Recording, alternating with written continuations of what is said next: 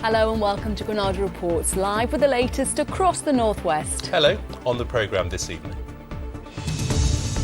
No jab, no job. Compulsory vaccines for care home workers come into force. I think it is the right thing to keep yourself safe, people you work with safe and your family safe.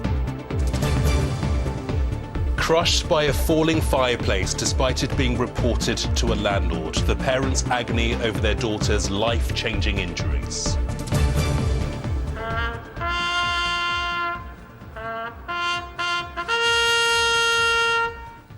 We will remember them. As the region falls silent, we hear from the Royal Navy veteran on what the poppy means to him. And the tough guy who's back on tour, Ant Middleton's looking to the future after leaving his popular TV programme. Now, it is an issue causing huge concern for care homes across our region. Residents face losing vital support after the government insisted all care staff have to have compulsory COVID vaccinations. Yeah, that came into force at midnight, and many dedicated staff who worked throughout the pandemic have had to leave their jobs today because they've chosen not to have both jabs. Care homes say they're facing a staffing crisis, but one home in Rochdale has managed to persuade their staff to stay. So what's made the difference? Andrew Fletcher has this report. This is what Darcy Russo loves about her job as a care support worker. Moments shared with the residents she sees as family. The puzzle she faced was how to overcome her worries about the vaccine she had to take to keep her job. I was, of course, thinking, oh, what if I can't get pregnant in the future, or my fertility could be affected, and there was loads of stuff on social media about everything that could potentially be in it, and I was scared. Darcy and her colleagues at the Willows Dementia Hub in Rochdale were among the first to be offered the COVID jab back in January. She wasn't alone in her reluctance to take it. Managers organised a Zoom meeting with a GP to answer staff's questions about the vaccine and reassure them about its safety. Once I had the support and the information that I needed to put my mind at ease, then it really pushed me to get the decision to get it. And I think it is the right thing to keep yourself safe, people you work with safe and your family safe. For some, more persuasion was needed. The home's manager accompanied one vaccine-phobic colleague to the hospital for his jab and organised a pop-up clinic at the home. We had the vaccines here on site, so when staff were being asked, even now with the boosters we have this problem, go to the clinic. They don't want to do that, but if you have it on site, we had a big mass turn up, the staff came in and we all did it together, and I think seeing each other having the vaccines, that really boosted the staff team as well to have it. But this home is unusual in keeping all its staff now that vaccination is compulsory for all who are not medically exempt. A survey by the Institute of Health and Social Care Management suggests 80% of care home managers expect to lose at least one member of their team. The byproduct of this mandate may be creating safer environments in homes when it comes to the spread of COVID, but it's going to create an unsafe working environment where there are a huge lack of workforce and carers in those buildings. Are you going to have a good appetite on your birthday on Friday? The Institute is asking the government to think again and delay by 6 months the requirement for care home staff to be double jabbed. But at the Willows, they're happy to have met today's deadline, not least for the safety of their residents. I guess once we had the vaccination, it just made us feel a bit safer and that they can trust us here. This is our family unit here. It just makes you feel that little bit better, that you're caring and still supporting them that you should be doing. Andrew Fletcher, ITV News in Rochdale. Well, next this evening, and to the little girl from Liverpool who loved to dance, whose life has been changed forever after a fireplace fell, crushing her. Alexa Lee's parents had complained to their private landlord that the fireplace was loose, but say nothing was done. The 6-year-old spent weeks in intensive care and is now blind in one eye and may never walk again. Doctors say they don't know the extent of her brain injury, as Joshua Stokes reports. Alexa Lee's passion was to dance, but now it's been taken away.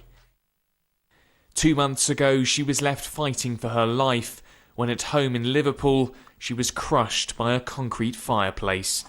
Her parents say they warned their private landlord that the plaster was crumbling, but nothing was done, and the consequences were life-changing. It was horrible, and that's all I can see. It's heartbreaking. My daughter is now being robbed of a life. So she has a completely normal life and she'll never be normal again. Alexa Lee remains in intensive care. She's lost hearing in one ear, she's blind in one eye, and now she may never walk again. Her father says he was concerned about the fireplace for months. I'm more annoyed the fact that I reported it in April. In April, she was a happy, normal little girl who had a following on social media, on TikTok, and did really well. And now I can't. I'm never going to get to see her dance again.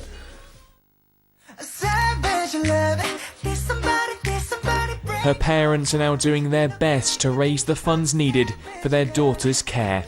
The daughter's care package is going to be a minimum of a couple of £1 million to look after, and I can't afford that. There've been so many nice people donating to her, but it's nowhere near what she's going to need. But we're getting there, and she'll get everything she needs, and I won't stop until my daughter's got justice for her. So I can just see it. I can see everyone still standing around, and people, the hole in my garden, you couldn't move because there was that many people. There was so many people crowded around her. Merseyside police have said an investigation has been launched, but as questions around poor housing conditions continue, for Alexa Lee and her family, any future changes will have come all too late, as they're left with their little girl in hospital and a life that's changed forever. Joshua Stokes, ITV News. Well, in other news today, a man's been found guilty of murdering a 94-year-old grandmother by setting fire to her home in Lancashire. Mary Gregory died in June 2018 after the blaze at her bungalow in Heysham. It was initially thought it was an accident, but the investigation was reopened after Tiernan Darnton told friends and a counsellor that he had started the fire. Darnton, who is Mrs. Gregory's step-grandson, will be sentenced tomorrow. Market traders are meeting with Wigan Council to urge a rethink on plans to demolish the current Market Hall and Gallery shopping centre. Work will start on the multi-million-pound revamp of the town centre early next year. It will include more than 400 new homes along with entertainment venues. 25 years since Louise Woodward was convicted of killing a baby in America. A documentary on ITV later re-examines the case. The young au pair from Chester was convicted of the involuntary manslaughter of 9-month-old baby Matthew Eapen in Boston. Tonight's programme features access to many of the key figures closest to the case, including those who say she's innocent. From the outset, when I saw the scans, the CT scans of the baby's head, I noticed that the baby did have bleeding. It was not fresh, it was old blood. To my astonishment, the neurosurgeon who was reviewing the case told me that the woman who was taking care of the baby was accused of inflicting that injury on that day, which is not possible. And many congratulations are in order to a team of scientists at Liverpool's John Moores University. Their Astrophysics Research Institute has been involved in the discovery of a new black hole. It's 160,000 light years away in a neighbouring galaxy to our own Milky Way. It's hoped the discovery will help us understand more about how these mysterious objects are created. OK, lots to come on the programme. How Bolton's golden generation are getting back together for a very good cause. And we have some unsettled weather to come over the next 24 hours. However, the weekend is looking better. The forecast is coming up. Well, next tonight, the region fell silent today to honour those who lost their lives in conflict. Services of remembrance were back in person after many were held online last year because of the pandemic. A 2-minute silence was held to mark 103 years since the end of the First World War.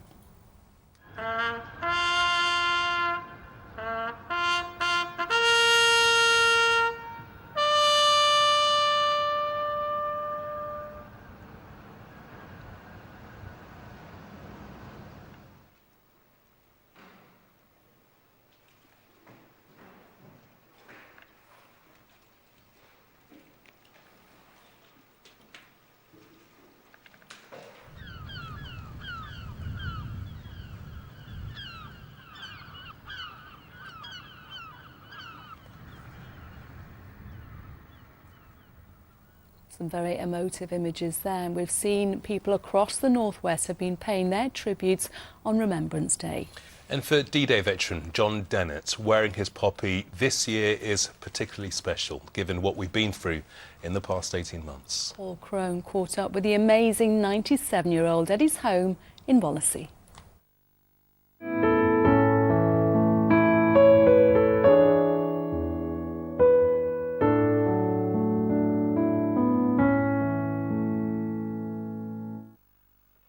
John Dennett, a veteran of landings in Malta, Sicily, Italy and D-Day during World War II. If anyone is qualified to talk about the importance of Remembrance Day, it's the 97-year-old from Wallasey. I've been through 5 invasions, a pandemic, hopefully, and I'm still getting away with it. So those young fellas who went away with me and didn't come back, that's the reason, from my way of thinking, we wear a poppy. On June the 6th, 1944, John was on Sword Beach as a gunner in his tank landing craft on D-Day. It was the largest seaborne invasion in history, but it was also 77 years ago. How do you think the younger generation perceives Remembrance Sunday and Poppy Day now? When you speak to children about the poppy, they are interested and they're willing to ask questions about it, and that's very, what's the word I'm trying to find, gratifying to think that the younger generation, because it's up to them to carry this poppy appeal forward through the years. John has returned to the beaches of Normandy many times, not least for the 75th anniversary of D-Day in 2019. The trip was extra special for the Navy veteran. The reason I was on the ship at the rear, we always lay a wreath at sea when we're approaching the other coast over there. Once again, to remember the lads who lost their lives going to D-Day and other days. Still in amazingly good physical and mental health, John will be attending a Remembrance Day service today and hasn't ruled out another trip back to Normandy next year. Perhaps we will go again next year. The problem is the veterans are getting lesser and lesser, and you usually go in a group, but it'll only be small groups now. But we're just in the lap of the gods what we can come up with. Hopefully things will cheer up next year. John Dennett, still very much here to wear his poppy with pride. Paul Crone, ITV News, Wallasey. Thanks, John, for sharing your memories and looking great for 97. Yeah, he certainly does. Tomorrow we'll have a special report on the stories of black and Asian veterans who fought for Britain in the Second World War. Now, last night we heard how a revolution in transport could be the key to a green future at the COP26 summit. On today's agenda are cities, and not just the larger ones. One place that's been right at the forefront in the fight against climate change is Chester. 2 years ago, it became the world's first sustainable palm oil city, a campaign driven by its famous zoo to prevent the destruction of rainforests. And efforts haven't stopped there, as Mel Barham reports. It's a city steeped in the past, but with both eyes now very much on the future. For Chester, it's now not just about preserving history, but also the planet. Back in 2019, it became the world's first sustainable palm oil city, thanks to a campaign by Chester Zoo. Subis here is one of the zoo's Sumatran orangutans, but in the wild they're critically endangered, with their habitat disappearing. Vast areas of rainforest are being cleared and burnt to make way for palm tree plantations, to provide palm oil found in almost 50% of the processed food we eat. Not only are animals losing their homes, but carbon is being released into the atmosphere, contributing to global warming. Chester Zoo challenged local businesses to swap to sustainable palm oil, a blueprint that's been replicated elsewhere. And the city's green credentials is an example of how even smaller cities can and must play their part. And that was the theme today at COP26 in Glasgow. With 68% of the global population due to be living in cities by 2050, the spotlight was on how to build a sustainable and resilient future, with pressure on local councils to step up too. We really need to act now and stop talking about it. We absolutely need to be working together, and be that urban communities or rural communities, everyone can play their part. And that's something residents here in Chester have been doing. Visitors to the city's Grosvenor Museum have been making their own climate pledges, which have been made into a giant sculpture of a whale. We hope that it will just be an extra reminder to people to make small changes, because it's very easy to kind of see programmes and things on climate change and think it's something I should do, but I'll do it later. And we're hoping it'll just be that little nudge to inspire people to do something a bit different. And the museum's leading by example. Their latest exhibition on climate change, their first ever, which is carbon neutral. Normally touring exhibitions involve lots of driving around, lots of objects moving from place to place, but this one has been produced just with the files being digitally sent to us and then us printing them locally and picking them up and putting them on the walls. When it's finished, the whale will be suspended from the museum's foyer, and in the spirit of sustainability, it will be reused, reconfigured and recycled as another installation next year. Mel Barham, ITV News, Chester. Yeah, well, from politicians to protesters, over the last couple of weeks, there's been so much talk about COP26, the negotiations that are taking place within the summit. But has it made any difference to the planet? Or has it been a waste of time?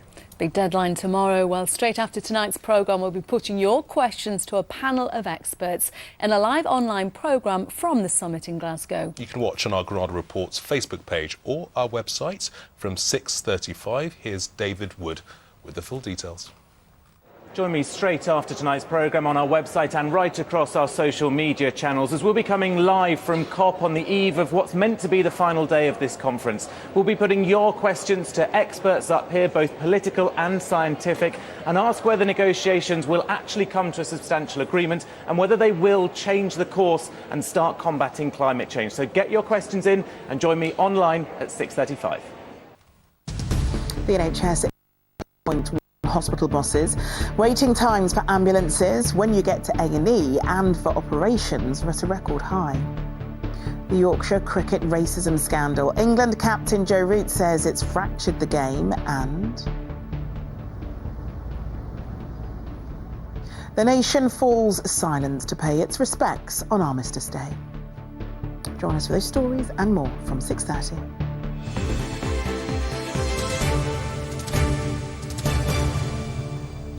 And finally, he went from the SAS to the small screen, and now one of the UK's toughest guys is back on tour. Yes, Ant Middleton shot to fame as the much-feared chief instructor in the Channel 4 series SAS, Who Dares Wins.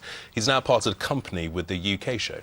Tonight he's in Manchester, the first of his Northwest dates, on his Mind Over Muscle tour. He came into our studio a bit earlier and chatted to Victoria Grimes about the show, his book, and why positivity is key. Ant Middleton, welcome to Manchester and the terrible Manchester weather. A bit wet and cold, but listen, I'm used to it. I'm used to it. You're still wearing a T-shirt though, which is impressive. Yeah, people were looking at me a bit like, what's this crazy guy doing? And you're here because you're on tour. That's right. With your Mind Over Muscle Zero Negativity tour. Just tell us, what's all that about? And ultimately, it's about mindset growth. You know, how I sort of adapt to certain situations, how I overcome them, and also not being scared of failure. Do you get nervous before you go on? Yeah, I get nervous because people have paid good money to come and see me. I've got a huge responsibility. I mean, you play in arenas, aren't you? Yeah, Liverpool, right. And then Blackburn and Blackpool and Manchester tonight as well, of course. Yeah, it's been a long time coming. It's something that I think a lot of people can get a lot from. You know, we've all gone through so much, haven't we, during the pandemic? You know, I've struggled, you know, being the lockdowns, you know. So I've had to put my mind to something, and it was the tour. So it's been great for myself as well. Do people come up to you when you're out and about and tell you their problems and ask you about how to deal with situations? Yeah, a lot of people do. I do get stuck, and once I stand still, then I'm swarmed, and I'm probably there for a good half an hour. But yeah, I do get. And at the end of the day, if I can help people out, you know, just with a little bit of positivity in their life, then why wouldn't you do it?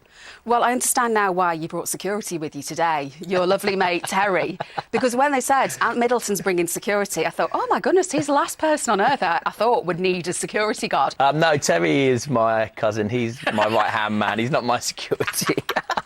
I look after him. We think back to SAS, Who Dares Wins. Yeah. You were flipping scary in that. And you're all lovely and nice and cuddly and get a hug when you come in and nice and smiley now, very approachable. But Is that another side of you, or is that something that you sort of played on for the cameras? People say, "Oh, did you get into this character?" I'm saying, "No, there is no character. I get back into a mindset, and where I've got in my life is through trial and error, through making mistakes, through failure, you know, but you learn, you grow, and you become a better version of who you are." So. Do you worry about what people think, though? Because, I mean, being in the public eye, I mean, that's not easy, I wouldn't have thought. Yeah, no, it's not, but I come from a credible background, you know. I've had a credible career and a very professional career, so, you know, I can bat it off pretty quickly, and I've got skin like a rhino, so it just bounces off of me. And well, we talked a little bit about sort of backlash online and that. You part a company with the UK version of SAS Who Dares Wins in difficult circumstances. Was it hard to not be part of that one, which I suppose effectively was like your baby because you were with it from the very beginning? Well, did you find it difficult? Yeah, it was my baby, but I wasn't ever going to be part of the UK version future of it. I was always stepping away after the last two I filmed, so it didn't really affect my career path. Obviously, you know, I had to put out a few fires along the way, which was unfortunate, but yeah, I was walking anyway, so yeah, I just outgrown it, I think, and the messaging and the values just didn't align with Channel 4's, and, you know, we parted ways. You've shared a lot of your knowledge in your books, and you've now written a fiction book. Yes, Cold Justice. And again, that was another sort of outlet, I suppose. During the pandemic, it was like, right, you know, mix all your worlds into one. It was great for my mental health. There's so many different parts for you. What are you going to do next? I feel like there's an album or a single or something coming here that we're going to hear about very soon. Would you like to see an album? Yeah, go on. No, I don't think I would succeed at that. Go on, give us a little tune. Come on, while you're here, you may as well. Never know who's watching. You put me on the spot now. I feel like I'm in the mirror room, but I'm on the other side of the table. It's lovely to see you, and I'm glad you eventually found your way here, because you've been dropped by helicopter in some of the most dangerous places in the world, and yet you got lost in Media City getting here today. I'm going to blame that on Terry. I'm going to blame that on Terry. Yeah, Terry's got a lot to answer for. Lost in Media Cities from the SAS. Couldn't find us. Any tips from your special SAS course that you went on? Yes, I did an SAS course, and they said never put your back to the door, which I'm doing now. So we'll move on to the weather.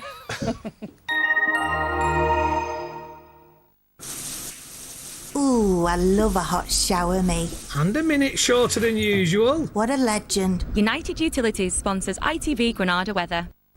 Thank you. A very good evening to you. A rather cloudy day today, but there have been a few glimmers of brightness. And over the next few days, an improving picture after tomorrow. Tonight, things become rather windy and wet, and tomorrow we'll see spells of showery rain, further blustery conditions for our part of the world. After that, things settling down with a brighter day ahead on Saturday. Now, a low-pressure system to the north of us is going to sweep eastwards. It will bring some rain to us tonight and first thing tomorrow, showery conditions later on. But quite quickly, high pressure is beginning to build in for this weekend. So Saturday and Sunday will be largely dry with the best of the sunshine on Saturday itself.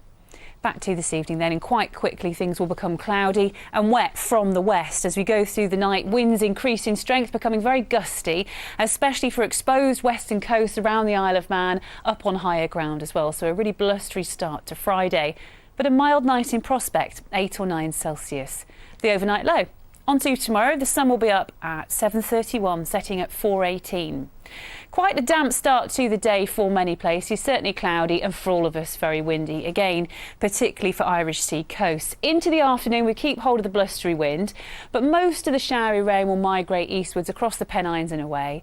And there could be some late brightness here and there. And temperatures tomorrow around average 12 or 13 Celsius, but it isn't going to feel that pleasant, of course, if you're in the rain and in that gusty wind. But looking ahead, better news for the weekend, settling down. Some sunshine on Saturday, certainly. Next week, things very gradually turn a little colder. Bye-bye. United Utilities sponsors ITV Granada weather. Oh, hello. Get him a towel. And that's all for Granada Report tonight, but there's just time to say happy birthday to Corporal Donald McCaig. Yeah, the Second World War veteran was born on Armistice Day back in 1921, turning 100 today. Yes, he celebrated with a pint at his local, the Fairway Inn in Moston. Cheers, Donald, and he served in North Africa and Italy. Yeah, best wishes to Donald. On tomorrow's programme, we'll be live from Liverpool's Christmas markets. Yes, it is that time of year again, I'm afraid. And we'll be at the special show in Blackpool to celebrate the life and legacy of the great Bobby Ball. Good night. Bye-bye.